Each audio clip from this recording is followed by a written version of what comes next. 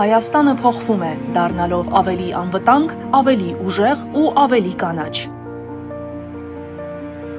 Փոփոխություններ, որոնք տեսանելի ու շոշափելի են ամեն օր։ Առավել ժողովրդավարական, արդար եւ անվտանգ կառավարում։ Առավել ուժեղացված ինստիտուտներ, արդիականացված արդարադատություն եւ ոստիկանություն։ Վավերացված Հռոմի ստատուտ, բարեփոխված ընտրական օրենսգիրք եւ խորացված համագործակցություն Եվրոպական միության հետ, կիբերանվտանգության, սահմանային կառավարման եւ դեպի ԵՄ մուտքի արտոնագրերի ազատականացման ոլորտներում։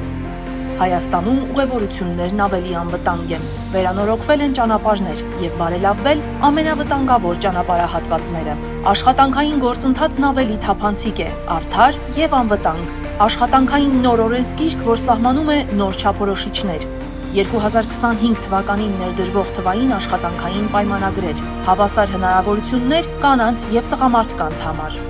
Ապրանքներն ավելի անվտանգ են, գները արդար, վստահությունը ավելի մեծ։ Սա սպառողների պաշտպանության ամրապնդման արդյունքն է։